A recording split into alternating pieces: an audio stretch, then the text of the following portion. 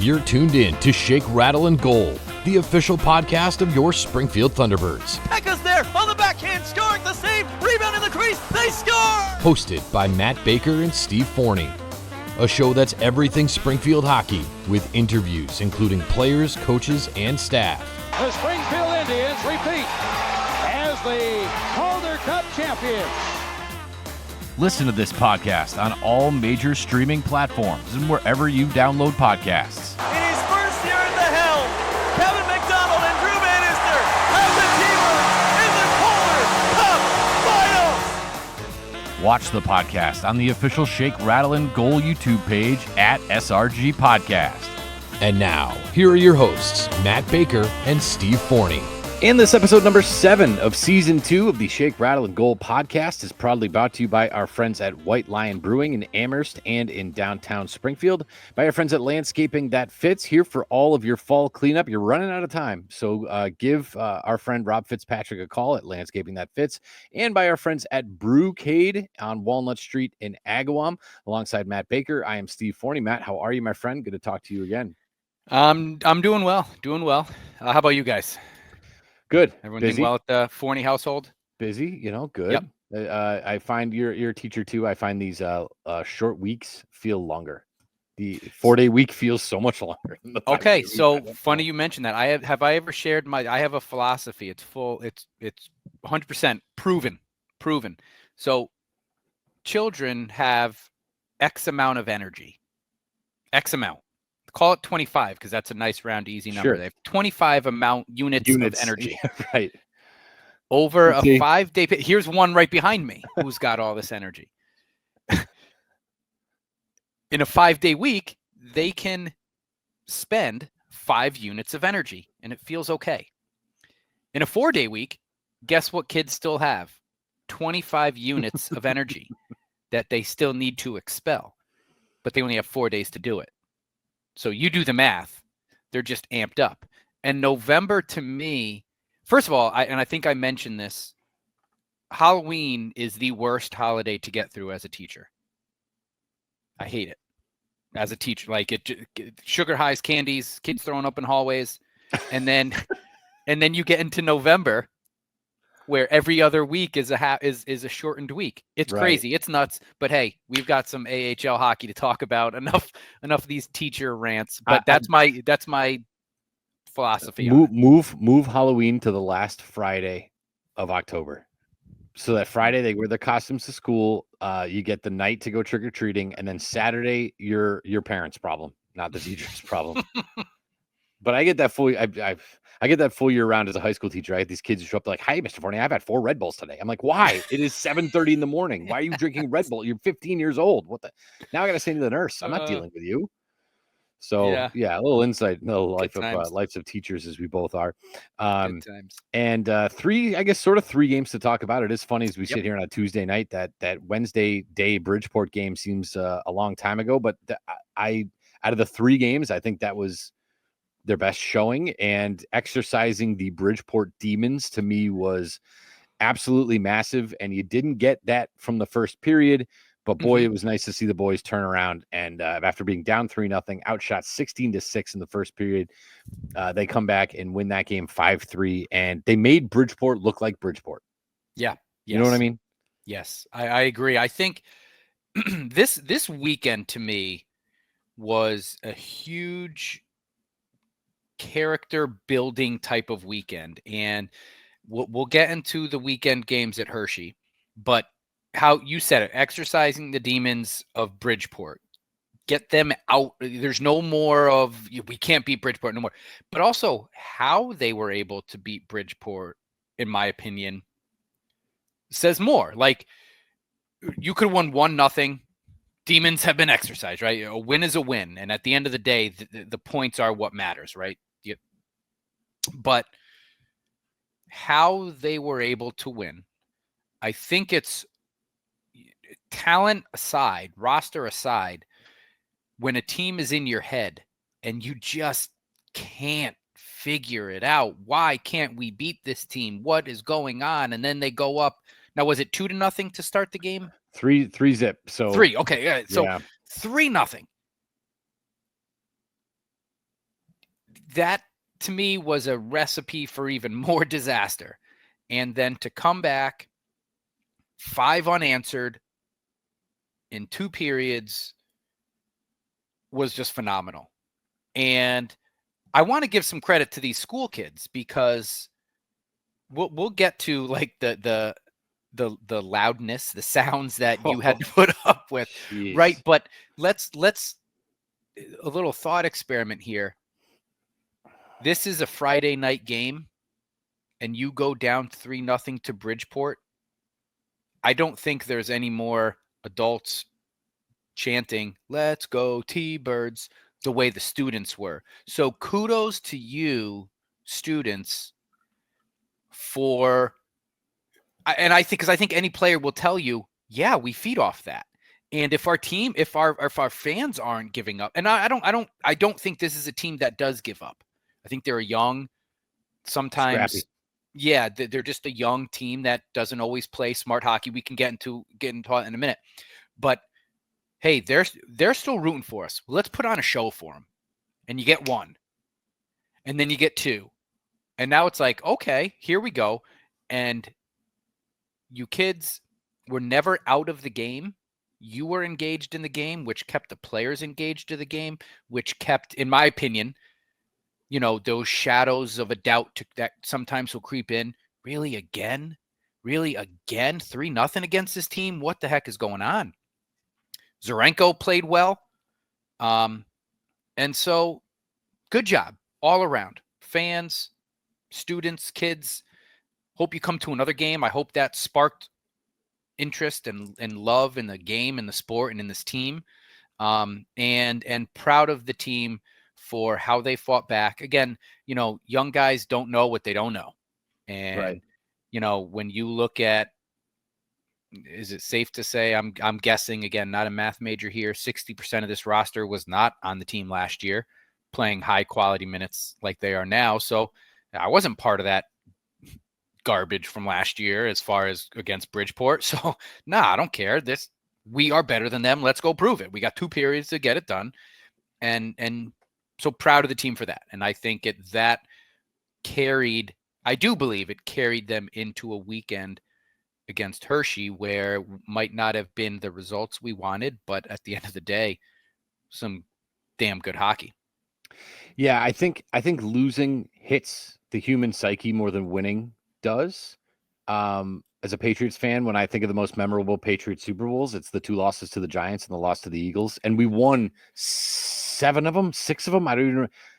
I think of the losses, right? And Yeah. so I think that when you have this constant losing to Bridgeport, it affects Springfield more than Bridgeport. Sure.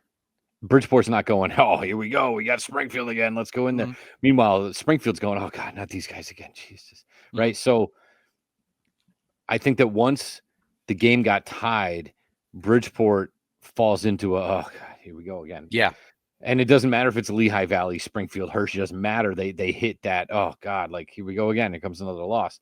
And to me, the biggest impact on this game, besides the goaltending, which, again, how many times have we said this? Outstanding, regardless of the win-loss total, outstanding goaltending in 3 straight games. The line of Pekka, Alexandrov, McGing, which not only had 2 points each, but I would say arguably the 2 biggest goals. You're down 3-0. You get that goal to make it 3-1. Bang. Alexandrov from Pekka and McGing. You're getting there. You get it to 3-2. Who ties the game late in the second period? Who puts the team ahead in the third period? Pekka, Alexandrov, McGing. So I think arguably the 2 biggest goals of the game came from that line. I hope this line, we've been waiting, right? We've been watching Connor Walchuk do a lot of shuffling. Yep. This one, I think, is one that you keep until it doesn't work anymore. And I know they were trying to spread out the veterans throughout the lineup. I think that this, you keep and you roll with and you ride. And, that was, we said that about, Walker, Pekka, and Gaudette, right? And the lines that were so good from last year. I think that this is the key line. Mm-hmm. And I think that everybody else is going to fall into place. Skinner scored from Dickinson. Dickinson's on a different line. Kaskamaki scores from Morellis. That's a different line. Dvorsky from Kaskamaki. That's a different group of players, right? So you're getting contributions all over the roster, and yet you're still able to keep basically your 3 top guns, let's call them, your 3 savvy vet guns in the same line. I think that, to me, that's a huge boost for this team, and that's huge for like just momentum going forward, especially when it involves your captain and everybody's watching your captain go out there and do what he's doing. I think Pekka's been great since he's come back from injury. But for me, definitely the 2 biggest goals came from that line. And I think those were sort of backbreakers for Bridgeport. And like you said, especially when the fans are chanting all game and you're Bridgeport and you're like, trust me, the refs were, when you guys were loud, when those kids were loud, the refs were, I mean, I was offering them earplugs because yes, I had some. I just wanted to mention 2 real quick. So my wife brought her kids and her students, middle school kids. A lot of them didn't even know what hockey was. They didn't know if it was puffed or stuffed, right? And they had a great time. All she could tell me afterwards was how insanely organized the Thunderbirds had. I mean, you're shuttling literally 6,000 kids into in and out of an arena. By the way, the day after an election, right? And we talked about that, which again, thankfully, there was no stupidity in downtown Springfield, but still like when I left, there was a bus, Thunderbird staff member, bus, Thunderbird staff member. You're from this group. This is your bus. Go ahead. They just had the entire entrance to the arena and the exit of the arena for these kids and these chaperones, just beautifully done. And my wife can tell you firsthand how well organized. And if you're one of those parents, like, I don't want to send my kid into an arena on a field trip, the staff and security handled it beautifully. They have this thing down to a science. And even my wife was very, very impressed with how it all went. Did they get Bruce Landon Way open for that game? They did not. So wow, that's even more of a credit. That's incredible. It sure is, because they had them all lined up on Main Street, pretty much the whole block. Wow. And so you had that back entrance, you had the back entrance, and then you had the entrance to the, to the main area there. Yep. And that was all buses and finding groups. Okay, you're this group, your bus is 3 buses down on the left. Like, they had the whole thing really, really well organized. So I'd expect nothing less, but even still, wow, like really well done, guys. Well done. Yeah. So, that's awesome. But I think a good game, and the biggest question mark for us and fans that on social media was, okay, what does this mean moving forward? How does this propel them? Let's not look back and just celebrate this, or, what does it do moving forward? And I think it was impactful. I think it was all positive. Yeah. I mean, you like what you see, and it continues. These are one of these things that, to me, it's like, okay, this is what separates the new coaching staff from the old coaching staff. This is what separates the new players from maybe the players that, like the Jacob Vranas, let's call it for what it is, right? So like, these are guys that are like, I don't care if Bridgeport's beaten us X out of the last Y times, doesn't matter. I wasn't here for that. Like, let's go. So I thought that was great. Somebody did ask me about the volume, and yes, this is the first game I've gone to earplugs. And again, if anybody, walking down the street, just plug your ears and talk and try to have a conversation with somebody. Like, you sound so much different in your own head than you do when you can hear yourself talk. And I can't hear myself, and I'm looking at the guys next to me. I'm like, do I sound normal? They're like, yeah. I'm like, are you sure? Because it doesn't sound normal in my own brain. You know what I mean? But Ryan Smith said that he had a decibel meter running in the booth. He said he was at a concert at Mohegan in July. It peaked at 113.9 decibels. He said when Hunter Skinner scored the tying goal, it hit 109.4. Wow. And then when Kaskamaki tied it, it was at 109.9, which is deafening. I mean, really. So these kids, well done, fans. And as much as we didn't want to, we were throwing up noise meters and stuff. Like, all right, we'll put the noise meter. Everybody watch out. Like, it was really, really loud. So that was definitely the loudest kids game I've ever been to. And like you said, they brought the energy. I told you we were texting before the game started, and I have a love-hate relationship with it because I've been to a few kids games. I have kids myself. When we bring friends, and there are times, even just bringing a handful of kids with us, there's just not enough bass in the crowd, right? There's all the high-pitched shrieking of the kids. And again, I have a love-hate relationship with it. I would never tell a kid stop cheering, like, enough. But for me, it can be a lot. And I hope you were able to get home and just rest your head on a pillow afterwards and just kind of relax in some silence for a little while. I took the day off. There was an afternoon nap. It had to be done. Yeah. Good. But you're right though. If it was, because you brought it up, that if it was a Friday night and you get down 3-0, now you get boo birds. Right. Now you get tension. Yeah. I mean, you can feel the tension in the arena. That wasn't there. These kids were like, I don't care what the score is. No, right. Yay! It's Boomer. Yay! Right. And that's just awesome. And I wonder if I'm not a professional athlete. I dabbled, but I love the psyche of it. And I love trying to figure out and understand the psyche that goes into, because I think that it's not just your physical attributes. I think it's the psyche and the mental aspect and pushing through. And maybe that's even the slight difference between some of these guys in the AHL to the NHL. But it's got to do something for your psyche in a positive way when you're down 3-0. You don't hear the boos. There's no added stress. There's no added tension in the air, right? And you can just go out and just say, guys, let's just put on a show for these kids. Let's not lose 8-0, right? Like, let's just put on a show for these kids and let's see what happens. Versus, again, and as a fan, I also think you have every right. I think there's a line that could be crossed, right? I would never defend a fan for throwing things on a field or on the ice or yelling derogatory comments towards individual players. But I don't have a problem with booing. If you as a fan are a paying customer and you're not happy with sort of the product on there, you give your team a little bit of boo, but you got to cheer them too.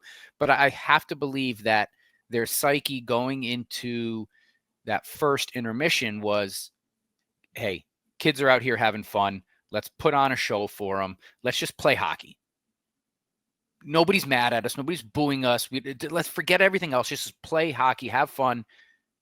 And when they started to do that and the goals started to come, you're like, all right, let's play Springfield hockey. And like you said, I agree with you about the Pekka line. I think that's a huge line. I love Hugh McGing. I love his energy he brings. I feel like this year he's gotten off. He's getting a little too comfortable in the penalty box. If that slows down between McGing's energy level and the spark plug, that playability, right, of just like boom, boom, and he's off and making something happen. Pekka's leadership and constant level of emotion, never too high. Although I did like what I saw in Hershey, that one. I did too. We'll get to that. I liked that. I don't think you make the comeback if your captain doesn't step up there. I love that. But he's a constant level. You know what you're going to get. And then you have the skill of Nikita Alexandrov, who's that fringe. He had a whole year in the NHL last year. He didn't make it, but the skill level is there. That could be a huge line if they start producing, and you have other lines that follow. You have McEachran and Dean, guys that get healthy. I think if you keep those three together, I think we're going to talk about the Dvorsky line from the weekend, because that was beautiful to watch those three play together: Dvorsky, Silvergard, and Kaskamaki. But I like right now where these top six forwards are. I like how they're playing hockey. And isn't it fair to say that Nikita Alexandrov, if he wanted to, could be a point per game player in this league? He could get 80 points in 80 games. It's not even close. And I think he's been, I don't want to say underwhelming, but now to an extent, does he need, if he needed motivation, if he needed a reason to be here, if he needed a reason to be down here and having fun, isn't it just dominating top line minutes with these two guys? Like, McGing stays out of the box. Nicky needs to step up his game. Bam. Now you got, and again, now you have the captain who is literally the straw that stirs the drink. I think that this line could absolutely blast off in the next month, which would be great. And again, now here I go thinking about what that does for the psyche, where if you're Alexandrov and you are the quote unquote leader of this line, hey, bring the young kids along with you. Do you press? Do you do too much? Do you not play your game? You're bringing these young guys with you, where now if you're like, nope, you listen, Pekka, McGing, Nicky, go play hockey. You're not worried about bringing these young guys. Go play hockey. Go play. Right. You show them. You model what we want you to do. Play as a line. Get chemistry together. Because now with the young line, I don't have a nickname for them yet, but I don't think they need a veteran to play with them. The way they're playing, boom, boom, boom. I don't know. I'm with you. I think there's something there, and I think the way Pekka, McGing, and Nicky played this weekend together, you're scoring, you're getting points, you're creating, you're adding energy, you're leading by example, and playing good, smart hockey for the most part. So, and I'm so impressed how many times that I saw, and sort of talking about that second line, how many times this weekend in these 3 games I saw 4, if not 5 rookies on the ice at the same time. And what a tip of the hat to the coaching staff to say, I'm not afraid to put Dvorsky, Kaskamaki, Silvergard, Bushinger, and Johannesson on the ice at the same time. That doesn't bother me at all. Go, I think that having Scott Harrington in the mix there, I think having Corey Schooneman in the mix there is a big help, and that's why they have the A. But when you have a big power play and you got 5 rookies out there, like that's enough to get it. If that doesn't work, put Konowalchuk aside, that's enough to get a coach fired. If that doesn't work, it's like, what are you doing? And you're on your rear end. But no, Konowalchuk's like, nope, let's do it. Let's see what happens. And I love that approach. By the way, happy birthday, coach. Yes.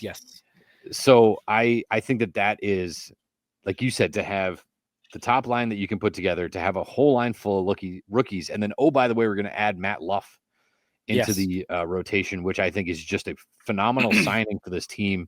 I don't know how he escapes the same games played benchmark, whatever it is, that Will Bitton couldn't escape.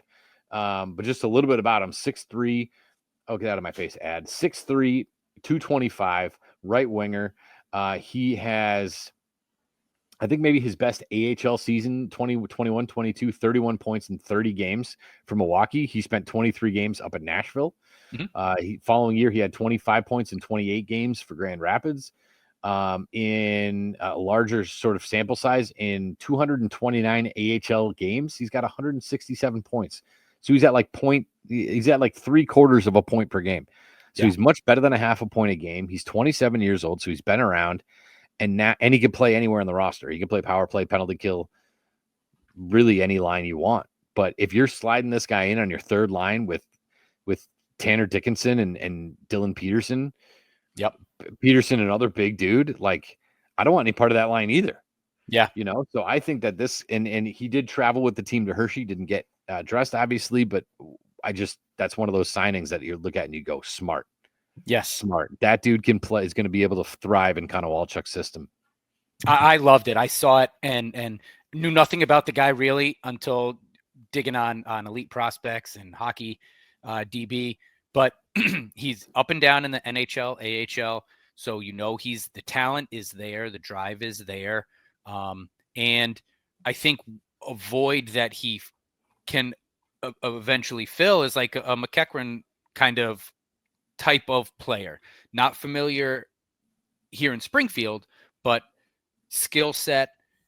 You're now not as like reinforcements. Come on, let's go. McEachran, Dean, what's going on? Nope. All right, we got Luff. And immediately you kind of solidify now a nice veteran presence on, like you said, that's where I had him pegged in the third line.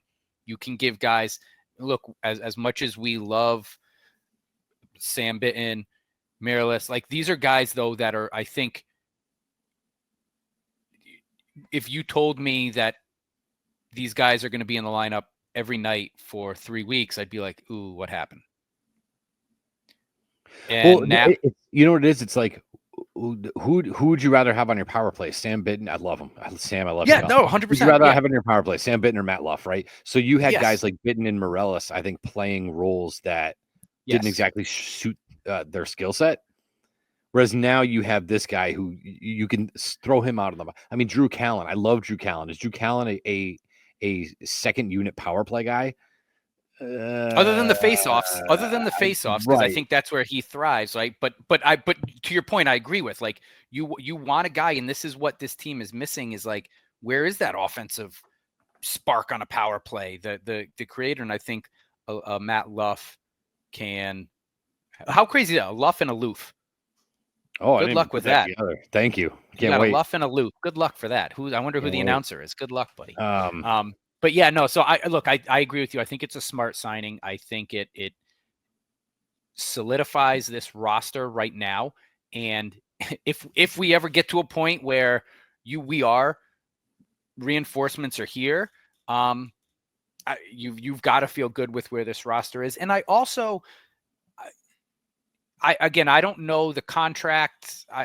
It was a Thunderbird signing, but I don't know what that means if he were to ever get brought up by the Blues. But again, the Blues are just as banged up. They did get Matthew Joseph back, but they're really banged up too. And you know, if they now need someone to come up, do you look at a guy like a Matt Luff who has NHL experience, who could fill some, you know, fourth line minutes here and there, instead of a Dvorsky who is on his way to getting ready but not quite there yet? Dean is hurt. Does he fill that void as well? So if that is something that the St. Louis Blues are keeping an eye on, that's also, I think, good for Springfield, where it's less disruptive. You're bringing a guy up to Springfield that isn't going to have to reshuffle all of our lines either. Right. So I think it's a great signing, smart for the team, and helps everybody around. Yeah, it does look like he is waiver eligible. Yep. You know, but you know, again, I wish I understand. I don't know what the deal is with guys like Laffy, McEachern, Dean. I don't know what the deal is. And we talk about, why is Sam Bitten on the power play? Well, if you had McEachern, Dean, and Laffy healthy, that's not happening, right? So, I when this roster is fully healthy, I'm looking at the bottom of it going, boy, who do you scratch? Right? Like, I think we're at that point. We talked about a young group, but you look at the talent in it and you say, man, how do we stuff 14 forwards into a 12 forward bag? Like, yeah, because I think that they're actually, I think he could make that big of a difference. So, and again, you talk about guys like McEachern and Alexandrov, who maybe prefer to be in St. Louis at the NHL than down here. Here's another guy who can look, he's 3-4 years older than Alexandrov and been doing it. You look at his thing, it's like Ontario Reign, LA Kings, Ontario Reign, LA Kings, right? Detroit Red Wings, Grand Rapids Griffins. Like, every year he's been going back and forth. So here's a guy who understands that whole process mentally, and can help kind of get guys in the right mindset for that kind of shuffling. So I think this is great. I think this is a really good signing. I hope we see him this weekend. And Matt Luff, you're right, Luff and Loof. We'll see how that all shakes out. I said, good luck. Good luck to the announcer. Thank you. I appreciate that. So we got Luff. I am going to, by the way, do some digging on some of the injuries, because I'm curious. I'm just curious what the time frame is for a lot of these guys. They just released a bunch of images for the pucks and paws. Mackenzie McEachern was the guy in all the photos with his dog. No casts. No. Yeah. He's squatting down, holding his dog. Doesn't look like anything's bothering him. So hopefully he's close. A lot of these guys, when the time comes, it just comes down to conditioning. Yep. But guys like Zach Dean's been completely out of sight. So I don't know what his deal is. And I do feel bad. This seems like, we go back to last year, it was Pekka was hurt again. McEachern was hurt. McGing was in and out. So it seems like it's kind of the same bunch of guys, but hopefully we can get everybody healthy as soon as we can. We do want to look at the Hershey games. some of the games up front this weekend, and of course your fan rants, which we're definitely going to get to. But we do want to thank our sponsors at White Lion Brewing, their new location in Amherst on North Pleasant Street, and right in downtown Springfield at Tower Square.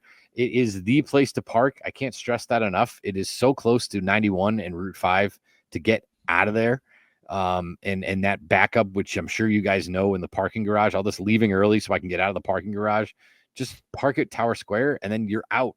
And it's free because you're going to get it validated at White Lion. So park there, go down to White Lion. They're going to validate your ticket and boom, you're straight. And while you're down there, by the way, check out some of their 20 plus beers that they have on tap. Their Seuss mac and cheese, their Boomer nachos. The food is absolutely delightful. Their chicken tenders are just massive and so delicious. So I recommend checking that out. You can also find them in your local liquor store cooler. White Lion Brewing in Amherst and in downtown Springfield. Proud to support the SRG podcast. Make sure you tell the fine folks there that the guys from SRG sent you. By our friends at Landscaping That Fits. If you have waited, and trust me, I've been driving around. I see you.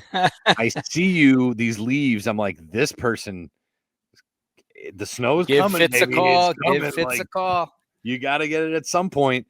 If you're just looking at it and it's daunting and you have so much other stuff to do, and I get it. I've been delaying an oil change on my car for a month. So I get it, right? You delay this stuff. Just call Rob. He's easier than going to Jiffy Lube and having them upsell you to get your coolant adjusted, whatever the hell they try to sell me. Cabin air filter. You always got to do the cabin air filter. Jesus, they all and they pull it out. What is it? How does this look? I don't know. You tell me. I don't work here. Anyway, Rob will come at Landscaping That Fits. He's going to come pick up all your leaves, or if you have them in a nice, neat pile and have no place to put them, you don't want to put it into 30 Costco bags, Rob will just come and take them for you. So give him a call, 413-847-0338. That's 847-0338. Check him out on social media. Again, just Google it. The number's going to pop right up. So it's easy enough to do there. By our friends at Brewcade on Walnut Street in Agawam. It is exactly what you want. It is beers, arcade, pool, darts. They are starting a dart tournament. Mike sent me a message. Let's see, when is that? Just give me a quick second. But it's a good time down there. They have a lot going on. A Monday night, 6 to 9 p.m. A drop-in dart league, $10. Buy in just to get in, and $10 to play some darts. It sounds like a pretty good time. So check out the Dart League. They have all kinds of stuff going on. Again, just bring the kids. You're bored. It's going to be cold. You don't want to do anything. Go there. Let the kids play some arcades. Beat them at some arcades. Nothing better than beating your own kid at a video game. So, Daddy, I could beat you. No, you can't. No. Especially with a beer in your hand. So go check out Mike Sarnelli and our friends at Brewcade on Walnut Street in Agawam. And again, just Google them if you want more information. All these places are easily Googleable. So there you go. Big thank you to our three main sponsors. And again, people might be curious. All these sponsors are doing for us, Matt and I, they're paying for this broadcasting software we're using, and they're paying for Flow Hockey. That's literally all we're trying to do, is just not have any expenses. And can I just have like 30 seconds? It's going to be more like a minute on Flow Hockey. Take it. Yeah. I'm so disappointed. I thought I was going to get, I'm getting an AHL. I'm getting AHL TV for more money. Yeah. I'm not getting more camera angles. I'm not getting more. I still got to jack up the volume. I missed the first period of the Thunderbirds game in Hershey, the first one. I turn it on. I'm hoping I can rewind to go back to the first period. Can't do it. I could do it on AHL TV. You could tune in at any time, pot it on, go back to the beginning of the game, start from the beginning. Can't do it. So I actually have less features than I had with AHL TV. That's frustrating. And it cut out maybe 2 or 3 times. And it was like the one time I wanted to watch a replay. I think it was actually when Pekka and the other guy sort of went at it there. Yes, and I'm like, I want to see that again. And then boom, we're having technical difficulties. Oh, of course. Right when I actually want to see a replay, we got technical difficulties. I'm very disappointed in what I'm paying for what I'm getting, which is the exact same thing for more money. Yeah. And I thought that I said, I was like, well, maybe I'll watch, Laval against Utica on a Thursday. I'm not doing that. I'm busy. I don't know who their target audience is, but it's not me. I got a life. I got kids. I got like an hour to myself at night. I'm not spending it watching Bridgeport against Providence. I'm not doing it. So to me, the value is frustrating, and I don't know if other people feel the same way I do, especially since you guys, if you can't make it to a home game, you can watch it. I don't get to watch any of the home games because I'm there. So I'm not tuning in. I wanted a 40 game away package for $50 like I got last season. I can't get that. And instead, but I get the same thing. Just not happy with this current situation. With all due respect to the people that were there, I'm not happy about it. Sorry, I get it because I feel the same way. Sure, it would be nice. And I understand, like, in theory and a business model, I guess, well, you are getting more. You're getting exposure to all of this. I'm with you. I don't want it. I have no interest in watching other AHL games. I have no interest in watching college track and field. I don't want to just bash them because, some people might like that. I don't want it. Different folks. What I would like to see next year is just more of a package where even if it's just you get access to Flow Hockey. Flow Hockey doesn't need to be all Flow Sports. Flow Hockey is X amount, because I'm with you. You're not just talking about an extra $10-15. You're more than double the price of what I paid last year, and it's all extra. I don't need all that other stuff, So like I said before, the AHL TV is the top tier thing that they have. To acquire the rights and then treat it like D3 collegiate track and field. Like that's, I don't want to say degrading, but it's like you should be rolling out the red carpet for your top product. And yet you're treating it like it's Bentley University swimming. Something needs to be adjusted here because it's just not working. Again, intermission, I still get the same screen up there for 20 minutes. Yep. I'm not getting any of Ryan at intermission. I don't know, maybe you are. I can't hear it. I got to jack the volume all the way up. No. Every once in a while he'll come in, but it's not the same one screen. If you listen to the radio, they give you the AHL plays of the week at intermission. It's great. I'd rather listen to that than nothing. Yeah. Give me some audio. Give me something. And again, I work in the industry, and it's like, why are people leaving cable? Well, because you give them 800 channels and you charge them all this money when they only watch 4 channels. Like, why is cable dying? That's why. Yeah. This is the same thing. So sorry to let the TV broadcaster go. Spent a lot of time working. I don't work in broadcasting. I analyze broadcasting for a living, and I analyze this, and it just grinds my gears. So anyway, sorry. Thank you for letting me go off on that. We do have your fan rants. Can we get to those early? Yeah, we can do them right now. You want to do that now? Because Yeah. I found I was actually really impressed with a lot of the questions. I know somebody asked me about my earplugs, and yes, I had the headset on one ear, the earplug in the other ear, because it was so stinking loud. Yeah, that was John LeBombard wanted to know if you wore John. earplugs, and how. What did he say? Wednesday with the kids, and also how did they score 2 goals in the last minute of Sunday's game against Hershey to force overtime? Well, look, we haven't talked about the Hershey games yet. I will say this though, and I don't want to take the words out of your mouth, but I agree with it. I think luck is involved, but luck happens when there's hustle and when the effort is there. So I just think, look, it was a team in Hershey who probably defensively got a little lax because we can turn it on whenever we need to kind of mentality. They kind of showed that in overtime, right? But sure. I think they ticked him off. Yeah. Like, you know what I mean? Because when's the last time Hershey blew a 2-goal lead? Yeah. That late in a game? 15 seconds in a 15-second span. So I think that first goal was a little bit more of just like, maybe that one was a little bit more luck involved, in my opinion, because it was kind of that shot from Johannesson. Congratulations, first AHL goal there, I believe. So congratulations to Sam Johannesson. And then the second goal from Nicky, I think, was just hustle, and that just squeaked right in between the pads there of Stevenson. Samantha Robinson wants to know, and look, she's not wrong, but why do we win, then lose, then win, then lose? It's a constant struggle. Sam, the struggle is real. I think my opinion on this one is just that this is the young team. You are right. It's win, lose, lose, win, lose, lose, win, right? It's up and down, and they have not yet been able to put multiple games together in a win.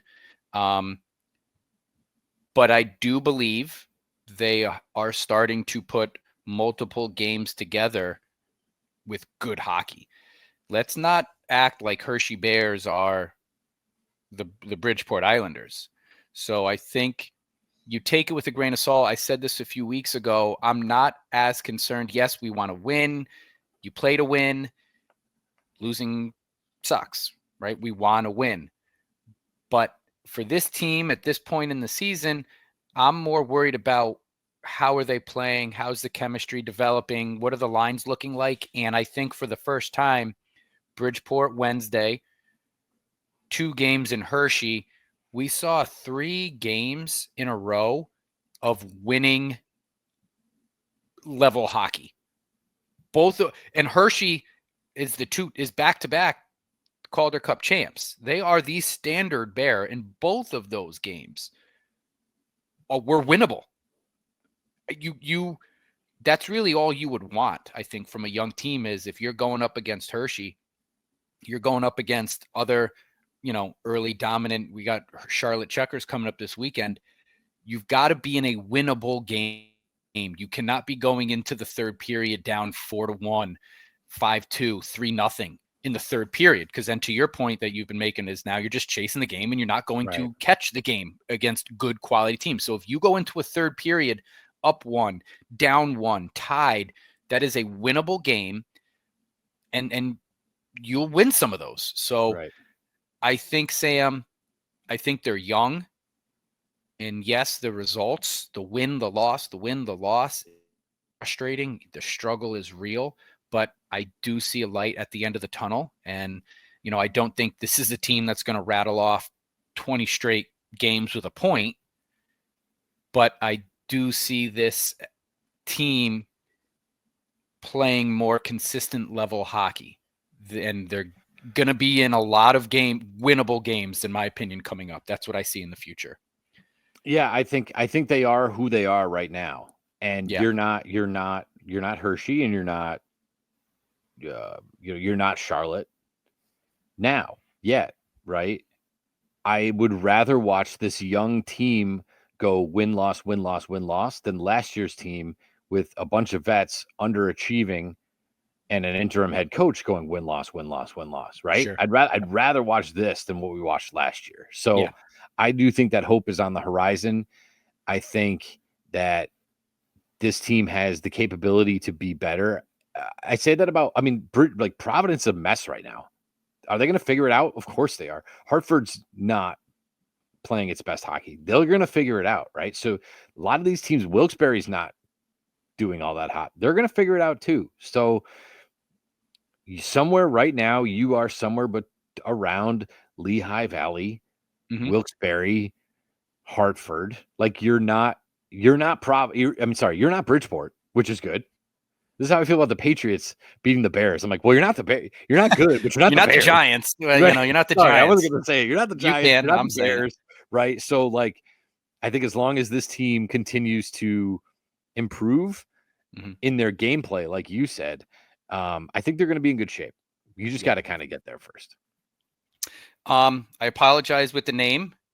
Ali Aleknovitz.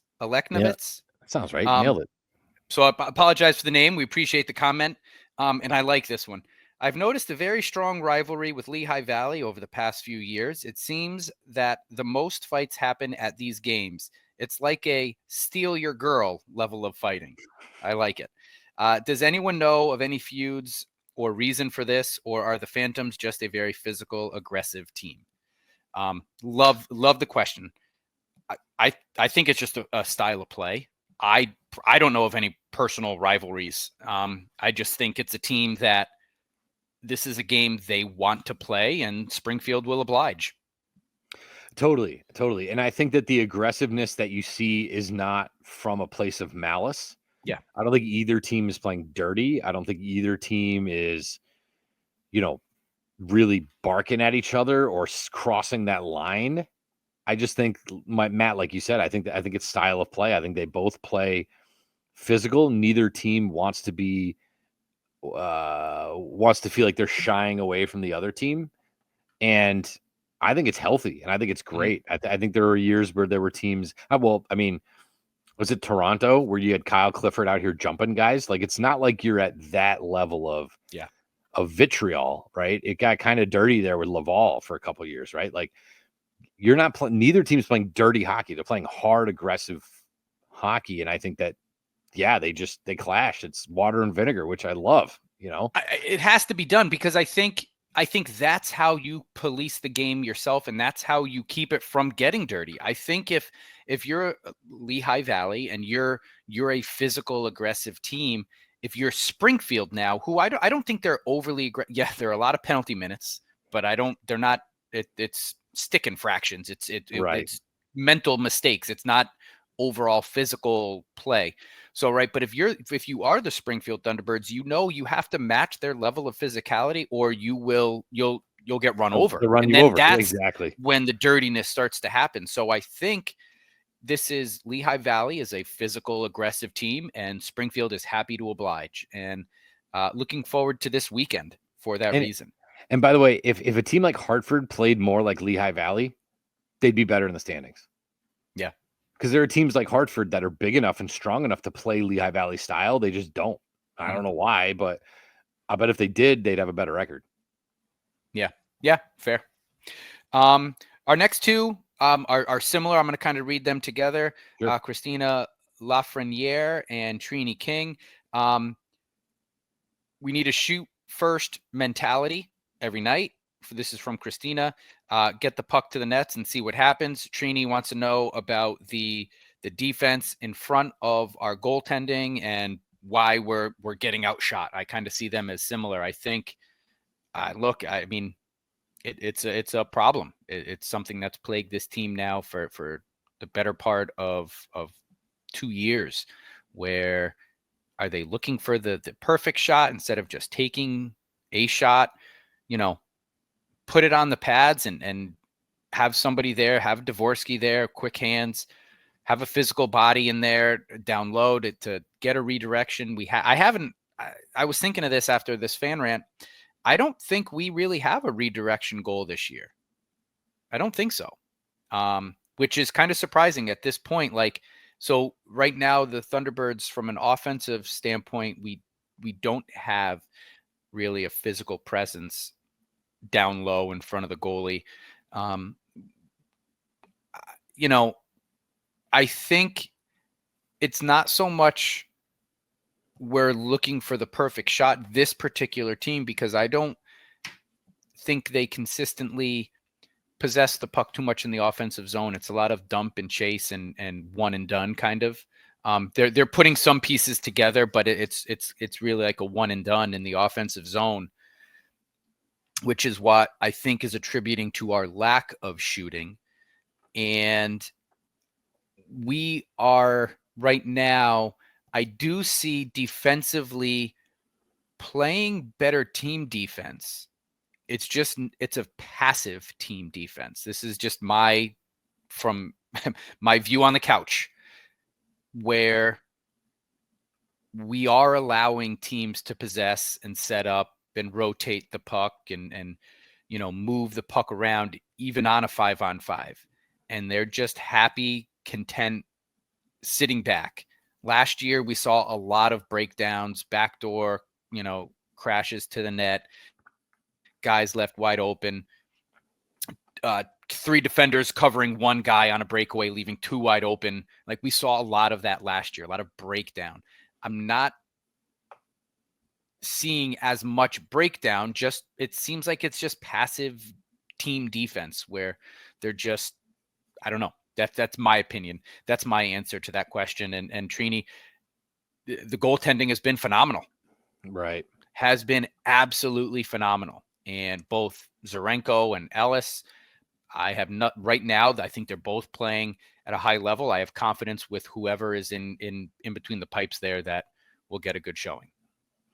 Yeah, I'm more willing to. I agree about the defense. I'm more willing to look at what's happening in the offensive zone, and if there's no TOA, if there's no time on attack, if there's no puck possession, I think our forwards need to be better at defense than our defense needs to be better at defense. I think that they're lacking a lot of ownership of the defensive zone from the forwards. But at the same time, if you're not possessing the puck in the offensive zone, you're not getting shots. And if you're spending all the time in your own zone, then you're going to get shots against, right? I always talk about Sean Thornton, who was one of my favorite Bruins, which had nothing to do with the fighting. He would come down.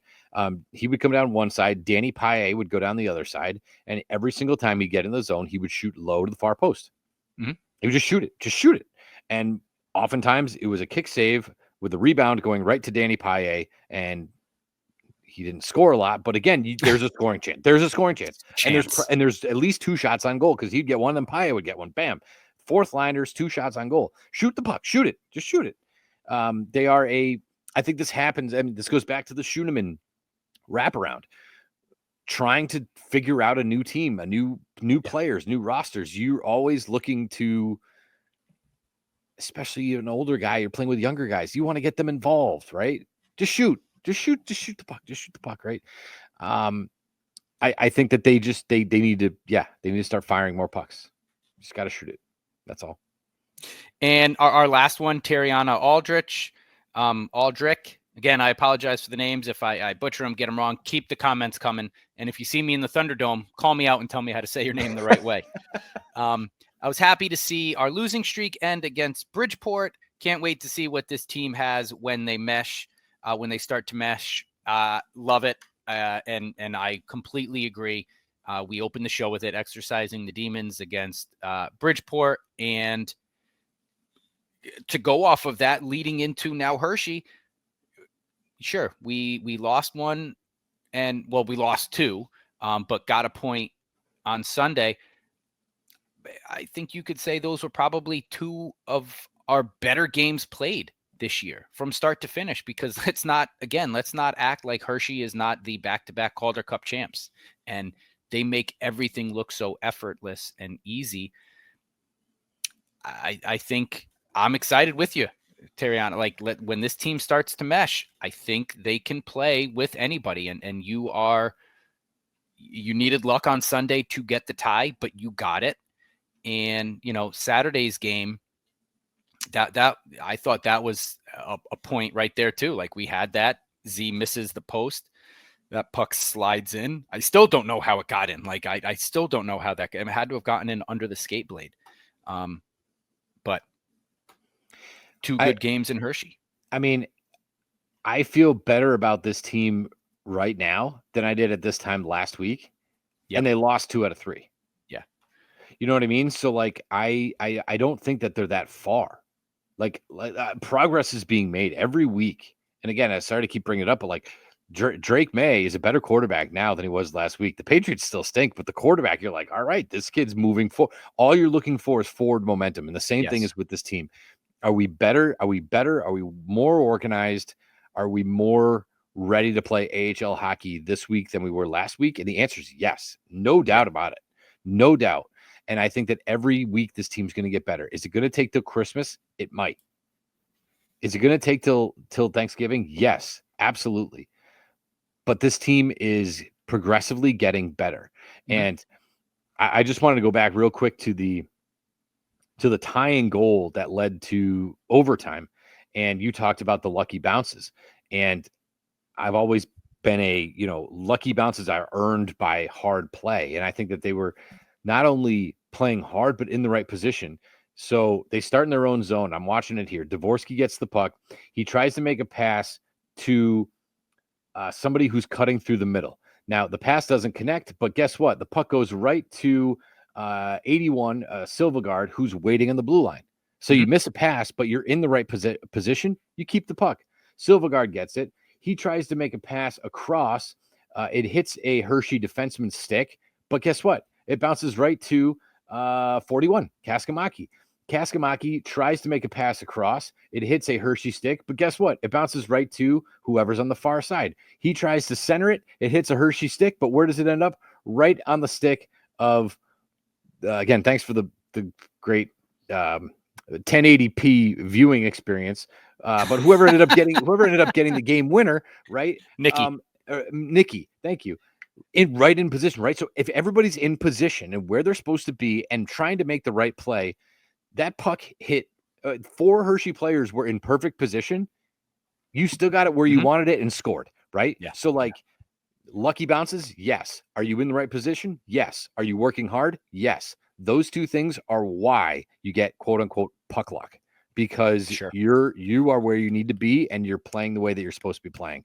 So that to me was my biggest takeaway is if they do more of that aggression towards the front of the net, like the 2-minute drill in the NFL, you don't have to wait until the fourth quarter with 2 minutes left. You don't have to wait till the goalie's pulled to play good, hard-nosed, aggressive hockey. Play it from the jump, see what happens. And I thought that was an exact case of that. Yes, Hershey came out in overtime and was like, all right, we're done. Not today, Junior. Not today. Like, all right, why don't you guys get the heck out of here, right? But you got to that point, and I thought that was massive for this group. So I think this team, along with chemistry, that will just have to come. Like it takes time on ice together and all that. Along with that, you have to learn how to win. You do. You really need to learn when you're playing in juniors or you're playing in college and you can dominate the ice, you dominate your shift. You're just you can do what you need to do. When you now are playing at a professional level against, they're all men in this league. They all want to be in the NHL. They've all been in the NHL or aspiring to be there. You have to learn what it takes to win. You do have to play. The really great teams, the Hersheys of the world, Chicago Wolves of a few years ago, I remember, Jamison Reese telling us, we could play a bad period. We can come into first intermission and be like, hey, all right, now let's go. Let's pick it up. But you have to learn how to do that. Right. This team right now is not a dominant team. They need to play 3 good periods of hockey. And any letdown of a period means that next period needs to be that much better than the other team. They have to learn how to play. And I think what you saw on Wednesday against Bridgeport, and I aided by the fans, is you don't give up in this league, especially when you are a quote unquote, a better roster, more talented. You can regroup, you can reset, and you can start to play your game. They learned how to do that on Wednesday. Against Hershey, these 2 games, you have a 2-goal lead, you lose a 2-goal lead, and you lose in the last 2 minutes of Saturday's game. You lost that game. No points. There's a positive lesson to be had. Again, nobody likes to lose. Nobody's happy about the loss. You want the point. But I think there are positive lessons to be learned there that this young team needs to experience to learn. You come back Sunday and you're down 2-0 literally until there's 40 seconds left in the game. Right. And in a 15-second span, you earn yourself a point. There are lessons to be learned there. You did not play poorly at all against Hershey. They gave you everything they could, and you stood toe-to-toe with them 2 straight games. There were a lot of good things that happened this weekend that I think as this team learns how to win, I will expect them to win more consistently. So, Sam, to your question, the win, the loss, the win, the loss, I hope that goes away a little bit. And my other big takeaway, and we talked a little bit about it, are these now top 2 forward lines I think can stand toe-to-toe with anyone in this league. You have a veteran line number 1, and I would like to see Coach keep it this way. Again, you lost 2 out of 3, but if it ain't broke, don't fix it. These 2 lines played well together. The Pekka line with McGing and Nicky, and the Dvorsky line with Silvergard and Kaskamaki. These young guys, they don't know what they don't know, and their creativity, their style of play, that European kind of style, moving the puck quick, relentless hustle. I love watching those 2 lines play, and So it's interesting you say that, because I'm going to be looking for this now, because you have 3 European players together and you have 3 guys who have played North American hockey. I'm wondering if that second line looks different. If it looks more, if the style is different, if coach is saying, go play what you're used to playing. Yeah. Don't, rather than adjust to American style of hockey, go play what you're used to. Go do what made you successful overseas. And maybe there's this Euro connection to where they can kind of figure it out and play together. I'm curious. I don't know, but it is interesting that you put the 3 rookie Euros together and they all know what everybody else is doing and they're playing this style. So that's what I'm going to be looking for this weekend is if that second line, if it stays together, has a different sort of vibe to it than the other lines. So I'd be curious to see. Well, and you talk about this weekend. Let's talk about the games coming up. Sure. Friday night against Lehigh Valley. I am with you. Expect some fireworks for we just talked about it, right, through our fan rant. So that is the Pucks and Paws game. What's TJO? The TJ O'Connor Foundation. So it is Thank you. Basically for pet shelters, things like that. I will say, R.I.P. Charlie. I'm sorry, Matt, but if people get the chance, again, I got 2 rescues. Please rescue your animals. They're so sweet and they're so caring and kind and wonderful. And TJO does such an amazing job with their rescue animals. So I recommend doing that. But even if you didn't, bring your hound right on down to the Thunderdome. Yep. So there you go. Friday night, Lehigh Valley, Pucks and Paws night, Deuces Wild, pregame concert, and in-game fighting. I checks all the boxes. What more? And as Ryan Smith would say, $2 glizzies. There you go. I do want to say, and I noticed, and again, the win-loss, it's not where we want it to be. Prior to this weekend, in the standings, you had Providence was in like 7th place. Lehigh Valley was in 5th. A few wins, and now you have, Providence is on a 3-game winning streak. So now instead of being 3-6, they are now 6-6, sitting in 5th place. Lehigh Valley, 4-0, 1-1. They're kind of picking it up a little bit. They're 5-3, and 5-3 right now. I think this can be a weekend where now if we could put some wins together. Now, as from a Thunderbird standpoint, you're now 6-8. Things look different, right? So one weekend can change a lot in the standings, especially in our division. And, it's there for the taking. It's still early, but I think Lehigh Valley is a team that matches us on a roster standpoint. We talked about this a few weeks ago.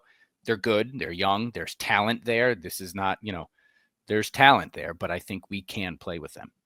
And Charlotte's 7-2, and I know this is a different team, but we always play Charlotte well. Yeah. I mean, Charlotte doesn't have our demons the way that Bridgeport does, for crying out loud. So I don't see why you can't get 3 out of 4 points this weekend. Yeah. However you manage to get them. And Saturday against Charlotte again. So here in the Thunderdome is Patriots night. Trophy, Pat the Patriot's going to be there. Cheerleaders will be in attendance. So hopefully, again, another raucous crowd. Bring the noise, and T-Birds will bring the W home. Yes. So we had a lot of stuff we didn't get to. We'll save it. We'll get to it later. Trini, I did hang your painting. I finally got to do around to doing some decorating down here in the basement. So thank you again. Glad we could get that up for you. Thank you to everybody who reached out to us on our fan rant. Thank you to everybody who likes and listens and comments and streams. And again, it makes us feel like we're not talking to ourselves. The people that come up to us at the Thunderdome, and I was the idiot trying to pull on the locked door.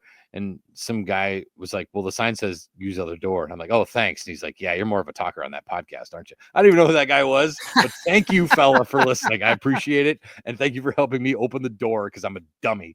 So I appreciate that as well. So thank you to everybody who's tuning in and listening. 100%. Thank you. Our sponsors, White Lion, Landscaping That Fits, Brewcade. We appreciate it. You, the listeners, the fans, the ranting, we love it.